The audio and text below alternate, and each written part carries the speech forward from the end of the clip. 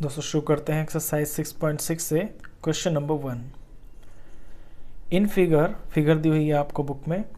PS is the bisector of angle QPR।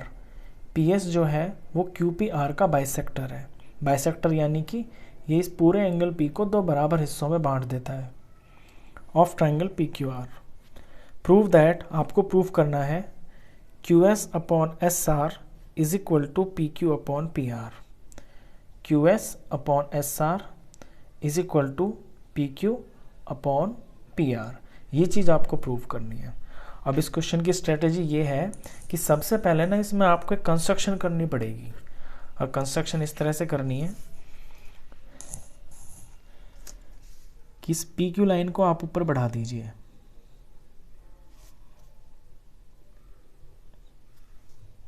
इस तरह से, और फिर R से PS के पैरेलल एक लाइन खींचनी है जो आपकी इस बड़ी हुई लाइन को टच करेगी। तो PS के पैरेलल एक लाइन खींचनी है आपको पॉइंट R से।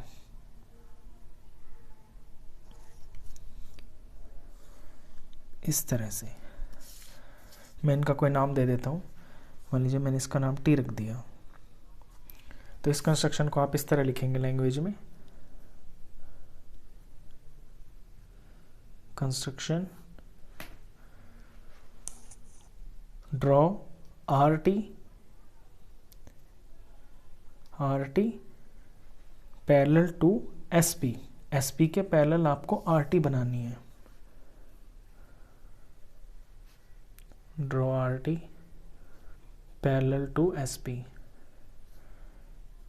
जो आपके QP को T पे कट करेगी। ये QP एक्सटेंडेड लाइन थी ना, इसको T पे कट करेगी ये। टू कट QP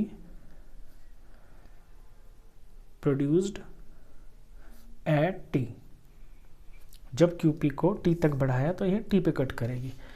अच्छा, अब इसको करने के लिए इसमें क्या करना है कि इसमें आपने BPT थ्योरम पढ़ी होगी।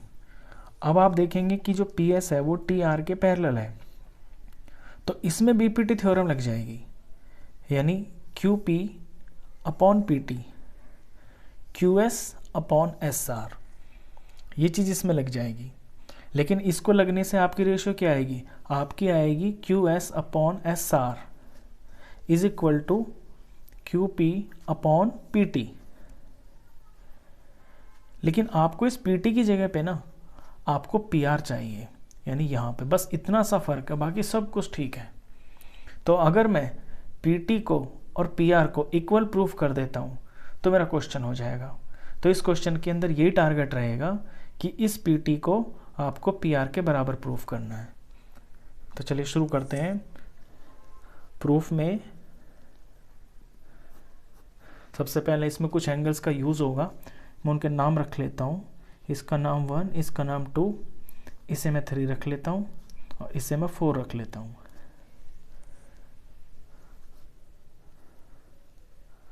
सिंस जो PS है ना आपका, ये आपके TR के पैरेलल है और इनको काट रही है आपकी PR ट्रांसवर्सल होगी। तो जब ऐसा होता है तो आपके जो ऑल्टरनेट इंटीरियर एंगल्स होते हैं वो बराबर होते हैं। आप जानते हैं ना, जैसे लाइन पैरेलल है, इसको इसने काटा तो इधर का एंगल और इधर का एंगल बराबर होते हैं। तो इस तरह से आपका 2 एंगल 3 के बराबर हो जाएगा। तो इसे ऐसे लिखेंगे, since PS parallel to TR and PR cuts them, hence we have, तो हमारे पास 2 और 3 एंगल बराबर हो जाएंगे। Angle 2 is equal to angle 3। Reason, क्योंकि ये ऑल्टरनेट इंटीरियर एंगल्स है।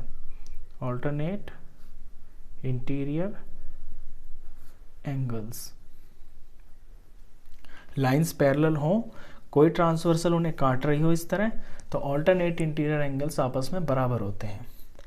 अच्छा, 2 और 3 तो बराबर हो गए। 1 और 4 पे ध्यान दीजिए आप।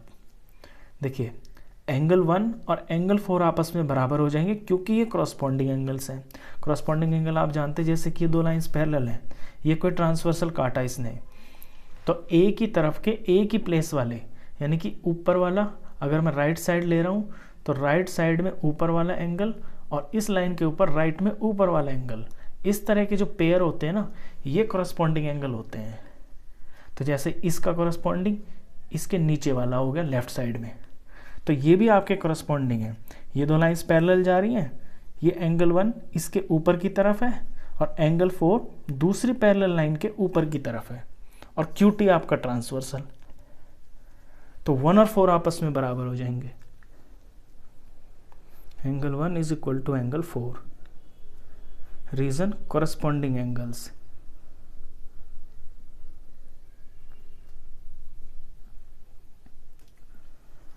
अब ये तो आपस में बराबर हो गए दो पेयर, लेकिन ये जो 1 और 2 हैं ये भी आपस में बराबर है।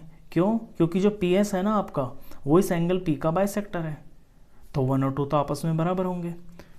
बट ये लिखेंगे हम इसको इस तरह से, but angle 1 is equal to angle 2, ये तो गिवन है क्योंकि ये बाइसेक्टर है PS। अब ये आपका नंबर 1 हुआ, ये आपका नंबर 2 हुआ। जब 1 और 2 बराबर हैं आपस में, और 1 4 के बराबर है और 2 3 के बराबर है, तो 3 और 4 भी तो आपस में बराबर ही होंगे ना। तो देयरफॉर इन दो बातों से और इससे आपका एंगल 3 आपके एंगल 4 के बराबर प्रूफ हो जाता है। Reason from 1 and 2, from 1 two and given भी लिख सकते हैं।